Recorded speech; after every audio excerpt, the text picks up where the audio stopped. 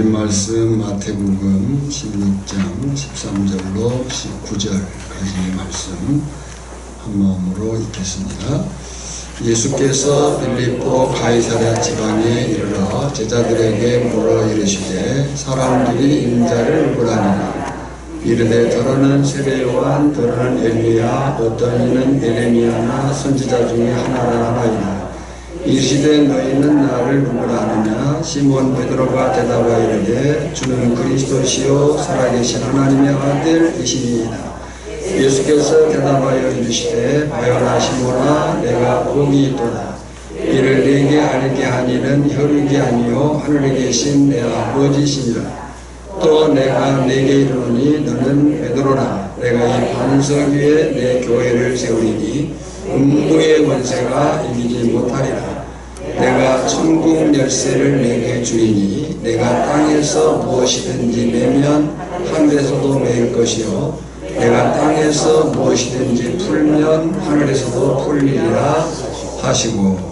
아멘. 모든 성경은 성령의 감동으로 기록된 하나님의 말씀임을 믿습니다. 아멘.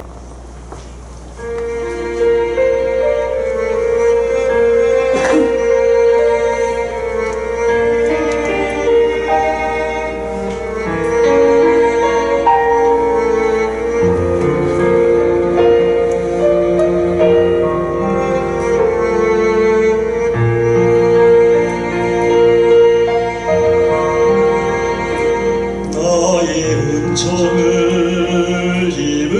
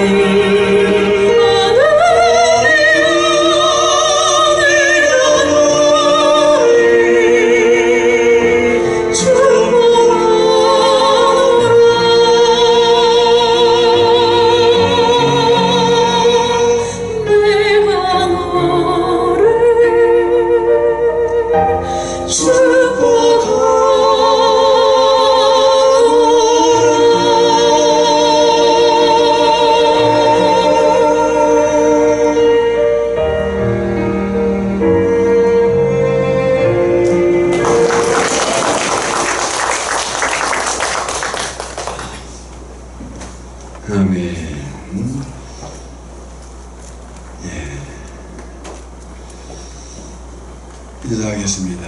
사랑합니다. 축복합니다. 예배가 생명입니다.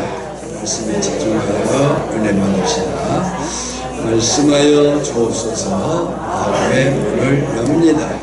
듣고 깨닫고 말씀대로 살겠습니다. 아멘. 두 가지를 먼저 공부하겠습니다. 조금 빠르게 설명할 텐데 집중해서 들으시기를 바랍니다.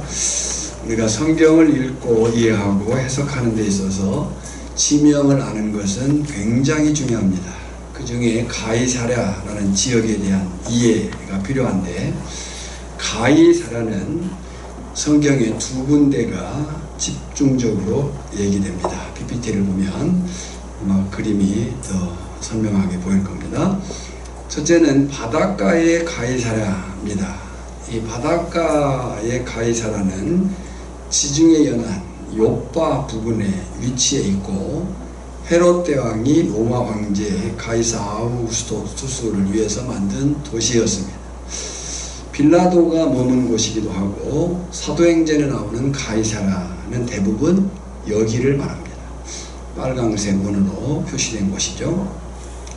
두 번째 가이사랴가 빌립보 가이사랴. 원래 지명은 바알헤르몬입니다. 이름에서 느껴지듯이 이방 신전 지역이고, 헬라 시대에는 판 신을 위한 신전이 있었고, 그래서 판의 도시라 불리기도 했습니다. 분봉왕 빌립 헤롯 빌립이 아버지 헤롯 대왕에게 받은 영토 중 한 부분에 로마 황제 가이사르와 자신의 이름을 붙여서 구분을 했습니다. 가이사랴 빌립보 가이사랴. 그래서 복음서의 가이사랴는 여기 빌립보 가이사랴를 주로 기록하고 있습니다. 오늘 본문에 나오는 가이사랴가 여기 가이사랴 빌립보 또는 빌립보 가이사랴 지역입니다. 기억해 둘 것은 그곳의 원래 지명이 바알헤르몬이었고, 헬라 시대에는 판 신을 위한 신전이 있었던 곳이라는 것을 기억해 두시기 바랍니다. 느끼는 정서가 뭐예요? 구약 때든 신약 때든 이 가이사랴 빌립보 지역은 우상의 도시였고 정치색이 짙은 지역임을 느낄 수가 있습니다. 지금 노란색 원으로 된 그 지역이죠. 바로 그곳이에요. 바로 그곳에서 예수님은 제자들을 훈련시키셨고 교회 창립을 선언하신 겁니다. 두 번째 공부할 것은 천국과 하나님의 나라인데, 지금 말씀을 들을 때 눈을 감고 들으면 설교는 눈으로 듣는 겁니다. 눈을 뜨고 들으시기 바랍니다. 천국, 하나님의 나라에 대한 정리가 필요한데요. 하나님의 나라와 천국은 결론적으로 보면 같은 말입니다. 그러나 성경과 신학에서 매우 중요한 개념이기도 하고, 또 이 하나님의 나라와 천국은 혼용되어서 사용되는데, 그 용어와 기원의 차이가 좀 있습니다. 하나님의 나라, 천국, 헬라어로는 하나님의 나라는 바실레아 투데우라는 말이고, 천국은 바실레아 톤 우라논이라는 말이에요. 주요 사용은 마가, 누가, 요한, 좀 빨리 하려다 보니까 마가, 누가, 요한은 이 하나님의 나라라는 용어를 사용하고 있고, 마태복음에만 이 천국이라는 단어가 집중적으로 등장을 합니다. 표현의 이유가 있어요. 마가, 누가, 요한은 하나님의 나라라는 표현을 썼는데, 그 이유는 하나님의 통치와 주권을 강조한 것이고요. 그러나 마태복음에는 유대인들이 하나님의 이름을 직접 말하기를 꺼려했기 때문에 천국이라는 표현으로 하늘을 대체한 그런 단어를 사용한 것입니다. 의미의 차이는 하나님의 나라, 하나님 자신이 다스리는 영역이고, 천국 역시도 동일한 의미이지만 상징적 표현을 쓴 거죠. 하늘이라고 하는 상징적 표현을 쓴 차이가 있습니다.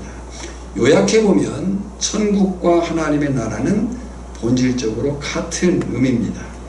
다만 천국은 앞에서 말한 것처럼 유대인의 경건한 언어 습관, 하나님이란 단어를 부르기 꺼려한, 두려워한 그런 일로 인해서 천국이란 표현을 썼다는 거예요.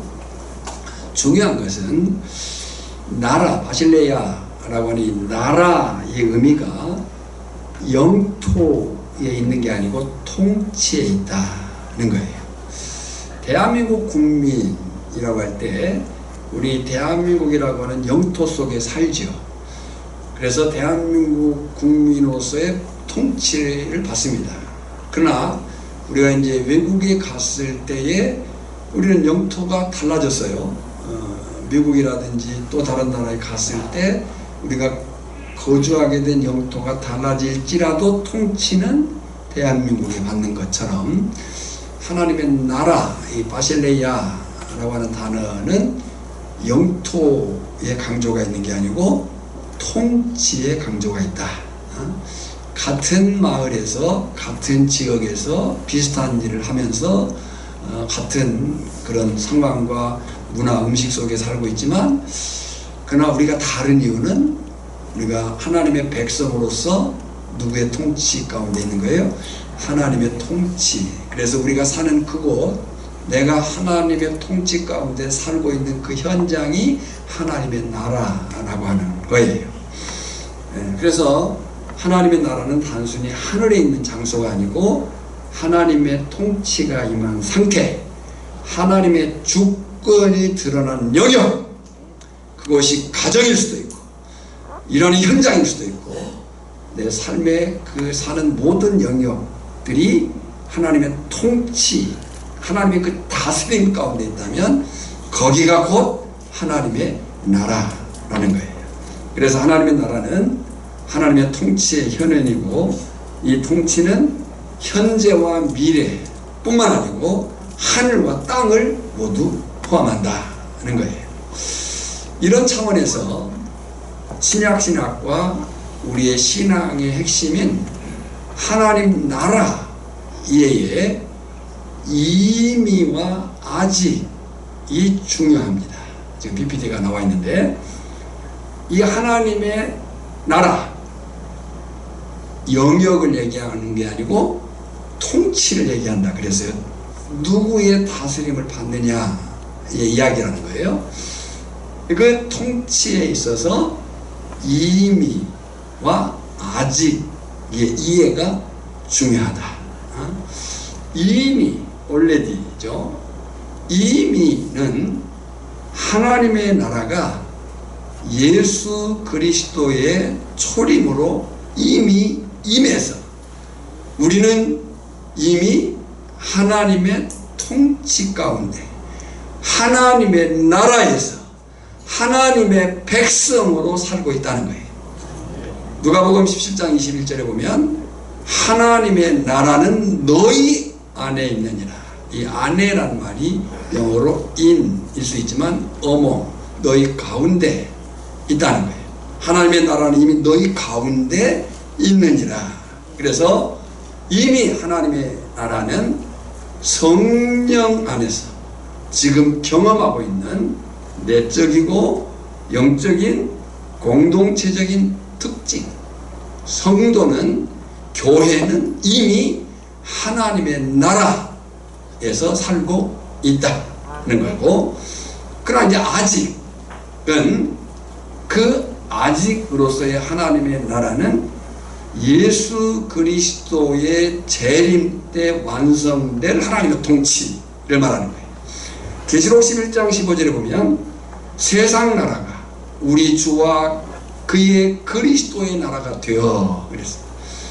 하나님의 나라는 이미 예수 그리스도의 초림, 오심으로 해서 우리 가운데, 그래서 우리는 이미 하나님의 나라 백성으로서 하나님의 통치를 받으면서 살고 있는 거예요.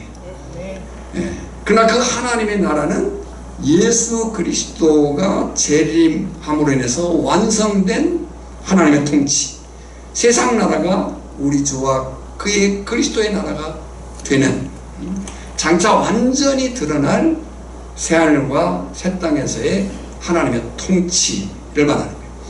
요한계시록 21장 3절 4절이 이 사실을 정확하게 얘기하고 있고, 그 새하늘과 새 땅에서의 중심 주체가 누구냐? 교회, 새 예루살렘이라는 거예요.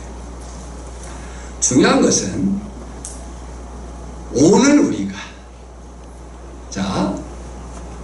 하나님의 나라, 이미 아직 그 사이에서 하나님의 나라 백성으로 살고 있는 오늘 우리가 어떤 위치에 있으며 어떤 자세로 살아가야 하는가를 항상 기억하라는 거예요.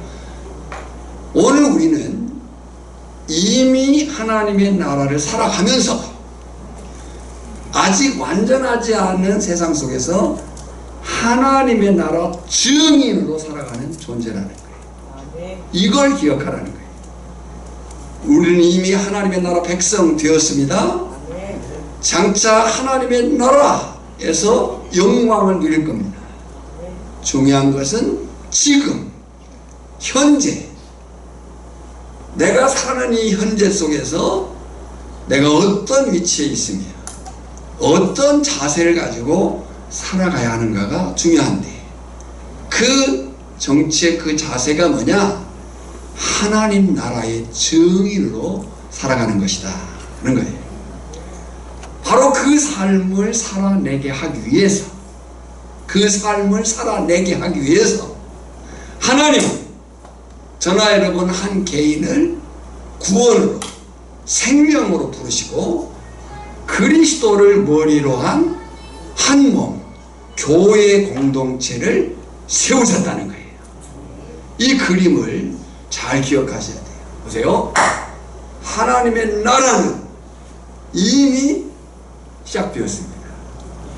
오늘 저나 여러분은 죽어나중 하나님 나라를 가는 게 아니고 지금 하나님의 나라 백성으로 하나님의 통치를 받으면서 살고 있는 거예요. 그리고 그 하나님의 나라는 장차 완성될 거예요. 새하늘과 새 땅으로. 그 새하늘과 새 땅에서의 주체가 누구냐? 새 예루살렘 교회예요. 그 교회가 지금 저나 여러분 개인들이고 그리스도 안에서 한 몸 된 교회 공동체라는 거예요. 이 하나님의 거룩한 백성들이 어떻게 살아야 되느냐? 하나님의 증인으로 살아야 된다. 이런 이해 속에서 오늘 본문 마태복음 16장 13절로 19절을 중심으로 지금 우리가 설교하고 있는 4부 성숙, 고난, 영광의 교회, 네 번째 하나님의 나라와 교회의 역할이라는 제목으로 오늘 말씀을 나누고자 하는 겁니다. 이것은 이미 우리가 계속 설교해온 대로 하나님의 경륜, 구원 계획의 언약적 흐름 안에서 하나님의 나라의 계시와 그 나라를 위임받은 교회의 정체성과 사명에 대한 이야기예요. 오늘 본문은 누가복음 9장에도 나오는 기록입니다. 당시 사람들은 예수님에 대한 이런 이해를 가졌어요. 당시 사람들의 이해예요. 예수님이 누구냐? 세례요한인가? 엘리야인가? 에레미야인가? 선지자 중에 하나인가? 라고 하는 당시의 사람들의 이해가 있었다는 거예요. 예수님은 그 사람들에 대한 반응에 특별한 어떤 평가를 하지 않습니다. 사람들이 그렇게 생각했어요. 세례요한, 엘리야, 에레미야, 선지자 중에 하나? 근데 예수님은 그 사람들의 생각에 대해서 특별한 평가를 하지 않습니다. 그냥 사람들의 생각을 묻고 들었을 뿐이에요. 그런데 그 예수님이 제자들에게 물으셨어요. 너희는 나를 누구라느냐. 사람들이 이렇게 생각합니다. 그에 대해서 예수님은 아무런 평가를 하지 않았다고요. 그래? 너희는 나를 누구라느냐. 근데 이 질문은 단순한 질문이 아니었어요. 이 질문은 사건적인 질문이요, 신앙 고백을 요구하는 결정적 질문이었어요. 왜 그러냐? 이 질문에 대한 답, 이 질문에 대한 고백이 하나님의 나라가 이 땅에 어떻게 세워지고 그 나라를 맡을 교회가 어떤 존재인가를 밝히는 결정적 계시의 순간이 되기 때문에 이 질문이 중요한 거예요. 그 배경을 서두에서 말씀드린 가이사랴 빌립보라는 지역의 상황에서 다시 이해를 해보겠습니다. 첫째는 영적인 배경이에요. 이 가이사랴 빌립보라는 지역은 원래 명칭이 바알 뭐라고 했어요? 바알 헤르몬이라고 했어요. 우상의 본거지였어요. 뿐만 아니라 헬라 시대에는 판 신을 섬기는 판 신전이 있는 곳이라 했어요. PPT를 한번 띄워주시면 좋겠습니다. 지금 판 신전 복원도가 있고, 지금 이제 그 무너져 있는 동굴처럼 보이는 그림을 보시면 될 것 같아요. 근데 여기 판신은 고대 그리스의 자연 그 자체를 신격화한 존재로 본능적 생명력과 공포의 상징이었어요. 헬라 시대에는 우주적 자연의 신으로 철학적으로 확장되었고, 신약 시대에는 이방 신앙의 대표적 상징으로 대비되는 그런 배경이 된 것이 판신전이었다는 거예요. 두 번째, 이 가이사랴 빌립보 지역에 대한 이해는 종교와 정치적 상황이에요. 가이사랴 빌립보는 이방 신전들이 가득했어요. 온갖 우상의 제단들이 즐비했어요. 다음 장을 보면 판신이나 제우스를 중심으로 한 12주신 외에도 다양한 신들이 존재했어요. 그러니까 이 가이사랴 빌립보 지역은 우상, 그리고 그 신전들, 그 신들이 지배하는 그런 지역이었다는 거예요.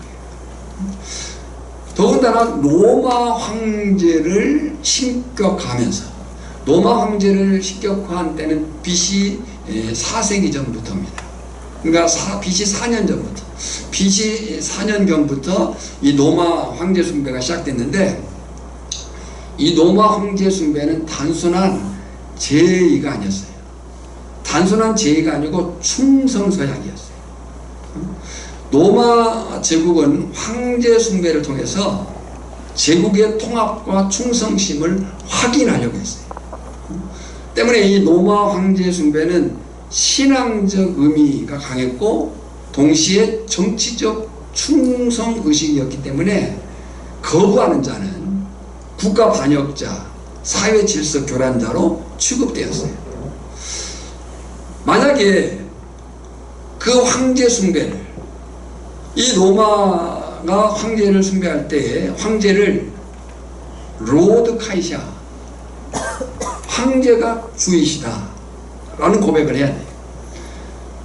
이 고백을 할 때에 향을 한 줌 피우는 것으로 충성을 표시했는데, 만약에 이 충성서약을 거약하면 황제가 주, 로드 카이사, 황제가 주라고 하는 그 서약, 그 고백을 거부할 경우에는 아주 막대한 피해를 입었어요.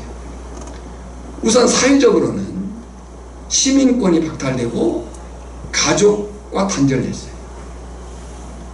지금처럼 홀로 살 수 있는 세상이 아니에요. 또 경제적으로는 길드라고 하는 조합에서 제명됐어요. 말씀드린 대로 지금은 개인 사업하면서 개인이 살 수 있습니다. 그러나 당시의 상황은 이 조합에 들지 않으면 살아가기가 힘들어요. 또 법적으로는 국가 반역자 취급을 당했어요. 생명적으로는 투옥당하고 고문당하고 사형당하고, 그 사형의 형태가 화형, 불에 태워 죽이거나 맹수형, 동물에게 먹혀 찢겨 죽게 하거나 참수를 당하는. 그러니까 지금 우리가 한번 상황을 보면요, 이 가이사랴 빌립보 지역이 영적으로 엄청난 압박이 있는 지역 일 뿐만 아니라 정치적인 타격이 큰 지역. 그 타격이 큰 지역에 있어서 누구를 주로 하느냐가 관건이었던 거예요. 실제로 역사적 사례를 보면요, 플리니우스와 트라이아누스 황제가 주고받은 서신이 있어요. 소아시아 비두니아 총독 플리니우스가 그리스도인들을, 지금 이런 그 영적인 압박과 정치적인 그 압박이 큰 상황 속에서 그리스도인들이 그걸 한가하며 살고 있는 거예요. 그러니까 이 플리니우스가 트라이아누스 황제에게 편지를 보낸 거예요. 그리스도인들을 어떻게 다뤄야겠습니까? 왜냐하면 그 영적인 압박에 굴하지 않고 그 정치적인 로마 황제 숭배를 거절하는 그들, 정말 사회적으로 격리되고 경제적으로 막대한 그 위협을 당하고 법적인 그런 박해를 받고 생명적으로 감옥에 갇히고 사형당하고 그 현장 속에서도 불구하고 그리스도인들을 한가하고 사는 거예요. 그때 이제 이 플리니우스가 황제에게 편지를 한 거죠. 그래서 이 트라이아누스 황제가 이렇게 답을 합니다. 그 답이 뭐냐면, 그들이 황제의 상 앞에 향을 피우고 신들에게 제사하면 살려주고, 그렇지 않으면 반드시 죽여라, 처벌해라. 우리가 지금 듣기에는 간단히 들릴지 모르지만 그 엄청난 압박, 누구를 주로 하느냐, 우상의 것들을 좇을 거냐, 로마 황제를 주로 인정할 거냐, 그 엄청난 압박 속에서 누구를 주로 하느냐가 삶을 생사를 결정하는 문제였던 거예요. 그러니까 너희는 나를 누구라 하느냐? 세례 요한, 엘리야, 에레미야 선지자 중에 하나라고 대답하는 것은 그렇게 문제가 되지 않았어요.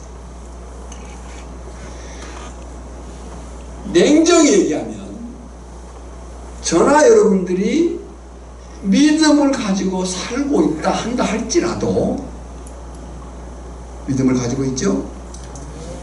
믿음을 가지고 살고 있다 한다 할지라도 삶의 현장 속에서 이해관계가 엉키는 그 상황 속에서 내가 피해를 입어야 되고 압박을 당해야 되고 위협을 당하는 그 상황 속에서 정말 누가 주님이시냐?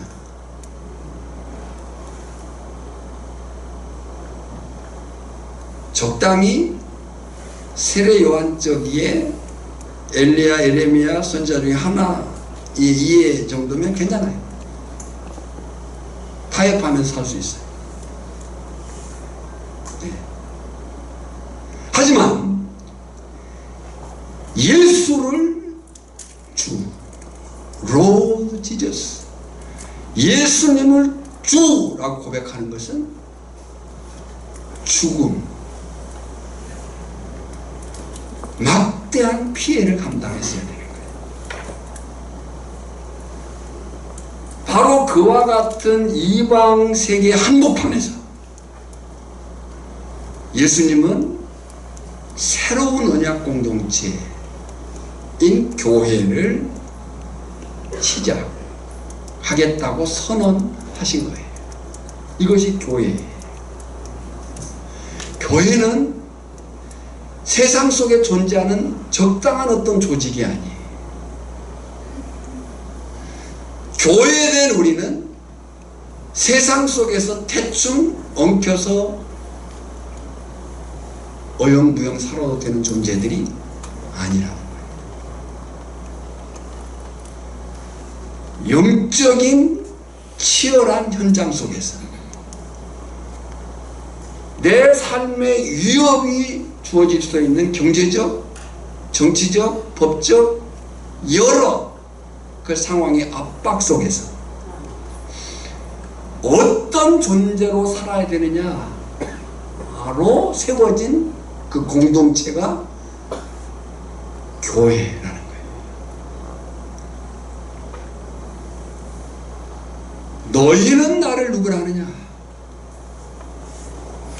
이 질문은 지금 가이사라 필립보 지역 상황에서 제자들을 향한 질문이지만 그 질문은 오늘 이 땅에서 영적으로는 다원주의가 판을 치고 문화적으로는 포스트 모더니즘, 기독교만 진리냐? 기독교에만 구원이 있냐? 아니야. 길이 다릴 뿐이야 라고 말하는 절대 진리를 부정하는 이 세상 속에서, 현대사회 가치 속에서 너희는 나를 누구라 하느냐는 예수님의 질문이 오늘 우리를 향한 질문인 거예요. 고백은 분명합니다. 고백이 뭡니까? 주는 그리스도시요 살아계신 하나님의 아들입니다. 이것은 베드로의 고백만이 아니고 전학 여러분의 고백이어야 됨을 믿습니다. 고백은 분명해요.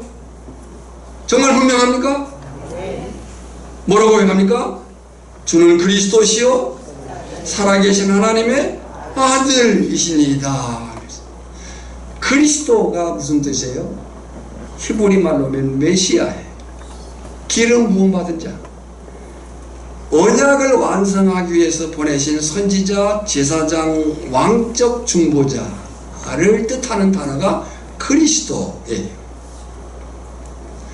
그러니까 베드로의 이 고백은 신앙의 표현만이 아니고 언약적 통로를 잇는 선언이었던 거예요. 이 고백 위에 주님은 교회를 세우셨어요. 이 고백 위에 주님이 교회를 세우셨어요.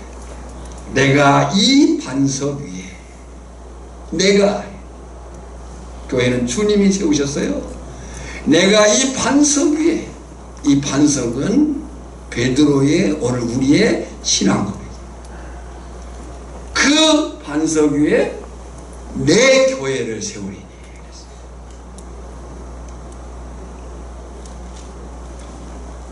바로 이 교회는 그런 정체성, 그리고 그 정체성 위에 위대한 사명을 가지고 있는 거예요.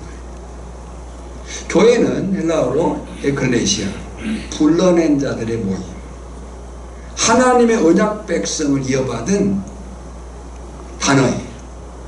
교회는 언약 백성 공동체의 새 이름이에요.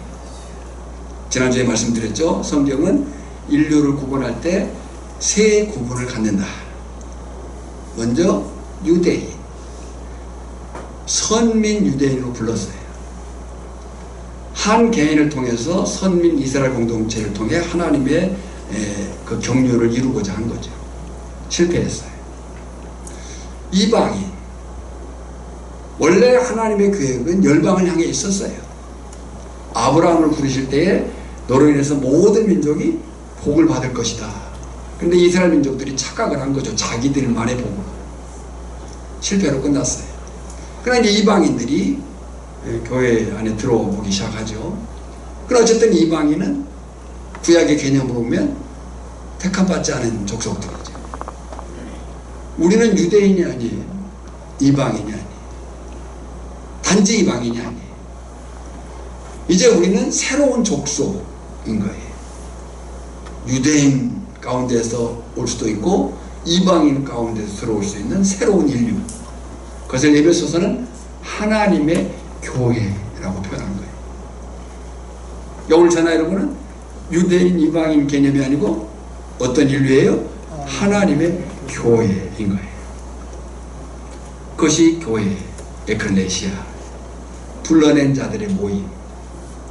확실한 것은 새 언약 백성 공동체인 교회는 이 반석 위에 세워졌다. 이 반석이 뭐라고요? 베드로가 한 신앙 고백, 오늘 우리의 신앙 고백 해볼까요? 주는 그리스도시요 살아계신 하나님의 아들이십니다. 교회의 기초는 사람이 아니에요. 제도가 아니에요. 교회는 누구도 주인이 될 수도 없고 되어서도 안 돼요.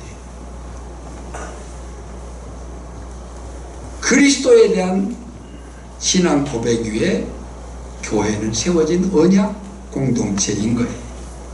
이 거룩한 교회 공동체를 주님은 그 어떤 세력도 이길 수 없다. 음부의 권세가 이기지 못하리라 그랬어요. 음부는 하데스라는 단어입니다. 구약으로 보면 히브리어로 보면 스올에 해당되는 단어예요. 이 죽음, 음부, 스올, 죽은 자들이 머무는 곳, 죽음과 사망의 영역을 의미하고 죽음의 세력, 죽음의 세계를 가리킬 때 음부란 단어를 썼어요. 여기 권세는 플라이라는 단어인데 문자적으로는 성문이에요. 고대 도시에 이 성문화가 왕성하고 고대 도시에서의 성문의 권세는 그 도시의 힘과 통치권을 상징했어요. 그래서 성을 크게 쌓고 그 성문을 웅장하고 강하게 세워놓은 거예요. 종합하면 음부의 권세는 죽음의 세력이 가진 통치력, 사망과 어둠의 세력 전체를 말할 때 음부의 권세라고 표현한 거예요. 구약과 유대적 배경으로 보면 스올의 문, 곧 죽음의 영역으로 들어가는 관문을 뜻하는 거예요. 여러분, 인간을 위협하는 가장 사단의 큰 무기가 뭐예요? 죽음이에요. 여러분요, 이 죽음이 주는 압박은 엄청납니다. 저나 여러분이 죽으면 예수 그리스도를 구주와 주님으로 믿은 자로서 하나님의 품에 안길 줄 믿습니다. 오늘 당장 죽는다 한다 할지라도 우리는 천국에 갈 줄 믿습니다. 그러나 그렇다고 해서 죽음의 압박이 없는 건 아니에요. 아무리 믿음이 크고 또 크다 한다 할지라도 죽음의 압박은 있어요. 그것이 그만큼의 강한 권세를 갖기 때문에. 그러니까 구약과 유대적 배경으로 보면 수월의 문은 죽음의 영역을 들어가는 관문이에요. 욥기 38장 17절 보면요, 사망의 문이 내게 나타나느냐, 사망의 그늘의 문을 내가 보았느냐, 이렇게 말해요. 이렇게 음부의 권세는 죽음과 악의 세력이 사람을 붙잡는, 즉 생명을 삼키는 세력으로 이해를 했어요. 신약적 배경으로 봐도 지금 장소가 아까 예수님이 질문한 장소가 어디라고 하세요? 가이사랴 빌립보. 어떤 신을 섬긴다고요? 판신을 섬기는데 그 판신의 신전이 동굴과 연결됐어요. 아까 PPT를 한번 보겠습니다. 이 판신의 신전이 동굴과 연결되어 있는데요.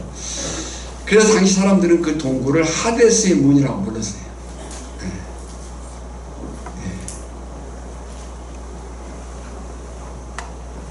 가이사랴 빌립보 지역이 판신을 섬기고 있었는데 그 판신이 어디와 연결됐다고요? 동굴과 연결되어 있어서 그 동굴을 하데스의 문이라고 했어요. 그러니까 한번 생각해보세요. 이제 앞에서도 반복해서 얘기를 했어요. 예수님은 우상과 영적인 그 압박과 정치적인 그 세력의 한복판에서, 그리고 그들이 판신을 섬기면서 이 동궁과 연결된 하데스의 문이라고 불리우는 그 신전이 있는 그곳에서, 그 세력의 한복판에서 내 교회를 세우리 그 어떤 사망의 권세도 이기지 못하리라. 음부의 권세도 이기지 못하리라. 그래서 여러분요, 이 선포는요, 언약적으로 보면요, 창세기 3장 15절 여인의 후손이 뱀의 머리를 상하게 하는 원복음의 성취인 거예요. 때문에 교회는 세상의 권세와 사탄의 세력을 이기는 하나님 나라의 전초기지인 거예요. 그리고 언약 백성들이 모인 교회는 세상의 어둠 가운데서 빛과 진리의 대서관으로 존재하는 거예요. 그러니까 우리가 이 교회에 대한 이해, 내가 교회로 살겠습니다, 우리가 교회입니다 라고 하는 이해는 엄청난 고백이에요. 그 사명이 위대해요. 그래서 그 사명을 19절에서 이렇게 말하죠. 내가 천국 열쇠를 내게 주리니 내가 땅에서 무엇이든지 매면 하늘에서도 매일 것이요 내가 땅에서 무엇이든지 풀면 하늘에서도 풀리리라. 아멘. 이 말씀은 교회의 권위와 복음 사역의 본질을 다루는 매우 중요한 구절이에요.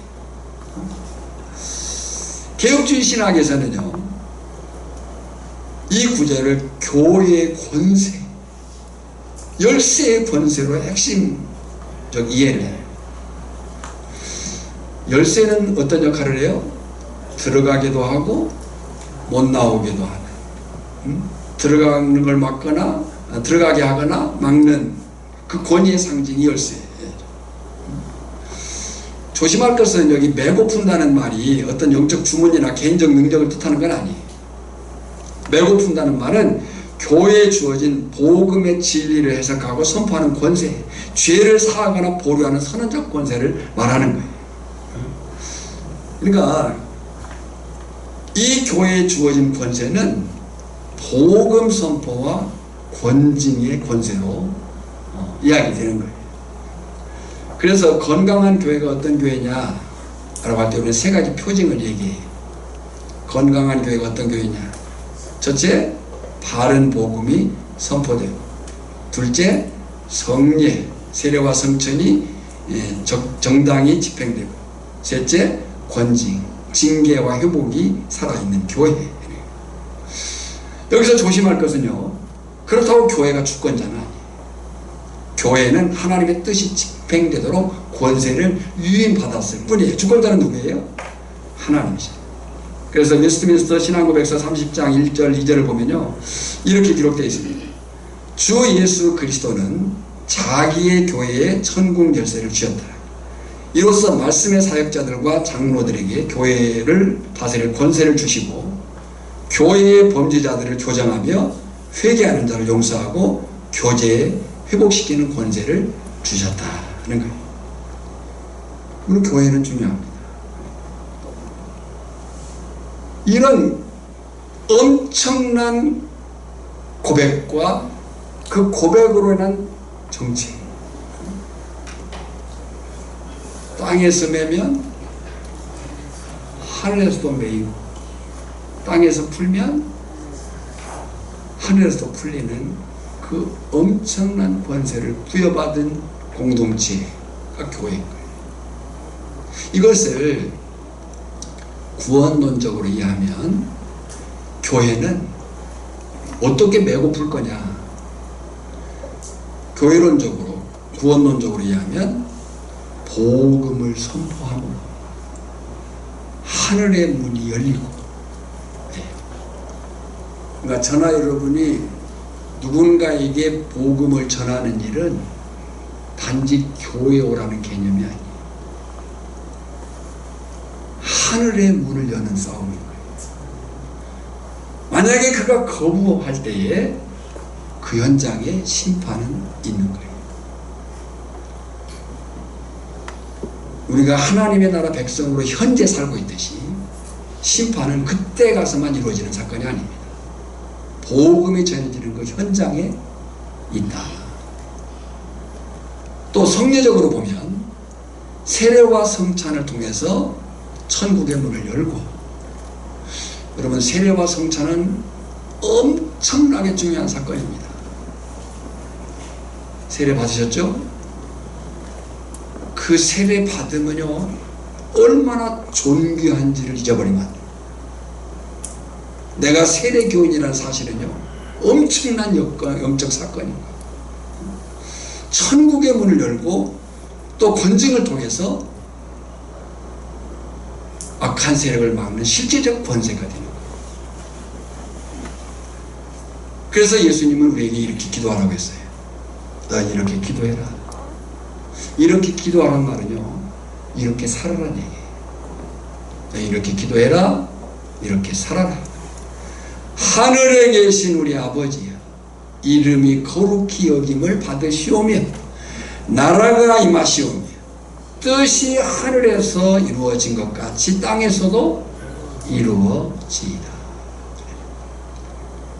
왜 우리가 교회로 살아야 되는가?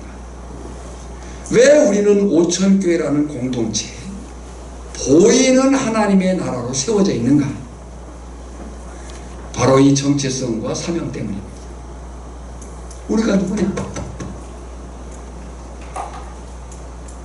영적인 세력이 왕성한 그 압박이 크고, 정치적, 사회적, 문화적 여러 우리의 삶을 위협하는 요인들이 크고 크다 할지라도 우리의 살 길이 어디에 있느냐?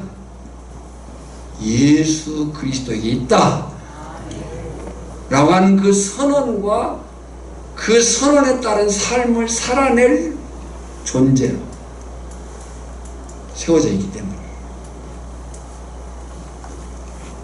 오늘 교회된 우리는, 우리가 2025년도 표현을 내가 교회로 살겠습니다 라고 하는 이 표현은 단지 구호가 아니에요. 정말 교회로 살아야 돼. 메고 푸는 그 권세가 위임되어 있어요. 내가 복음을 전하는 그 현장에, 내가 정말 하나님의 백성으로 그 하나님의 통치 가운데 그 말씀을 따라 사는 그 삶의 현장에 구원이 임하기도 하고 심판이 임하기도 한다. 그것이 우리가 교회로 이 땅에 살고 있는 이유고 현장이고 사명인 거예요.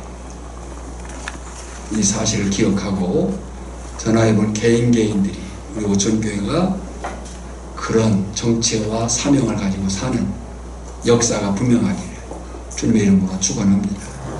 하나님 감사합니다. 하나님의 나라와 교회의 사명, 역할이 무엇인가?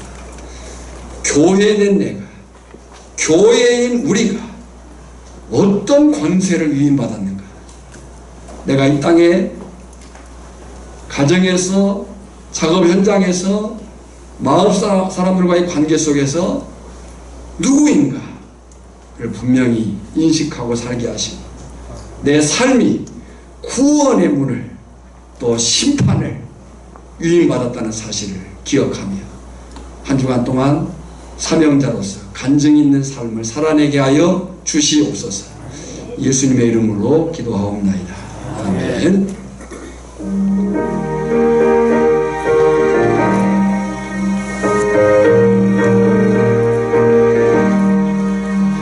은혜가 풍성한 하나님은 믿는 자 한 사람 한 사람 어제도 오늘도 언제든지 편찮고 해주시네. 주여 성령의 은사들을 오늘도 내려주소서. 성령의 뜨거운 불길로서 오늘도 충만케 하소서. 정욕과 재앙의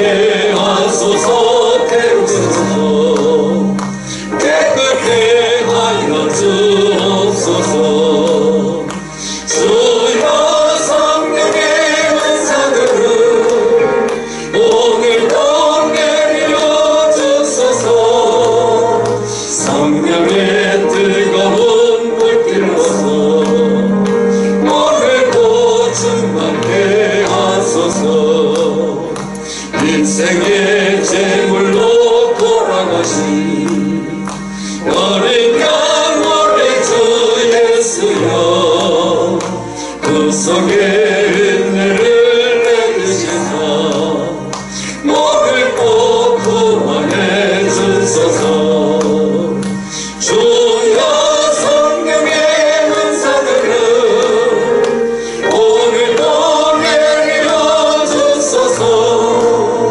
성령의 뜨거운 불길로서 오늘도 충만케 하소서 주님의 기쁘신 은혜만을 세상에 널리 전하리니 하늘의 능력과 권세로서 오늘도 입혀 주옵소서 주여 성령의 은사들을 오늘도 내려 주소서 성령의 뜨거운 불길로서 오늘도 충만케 하소서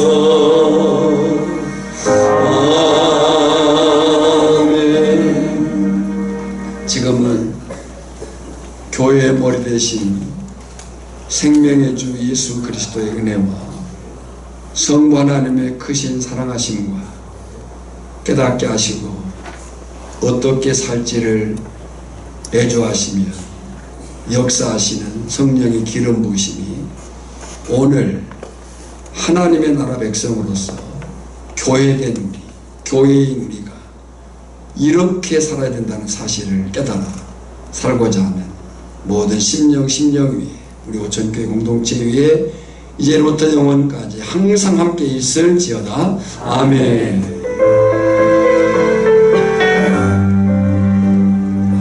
우리 모두 손을 내밀어서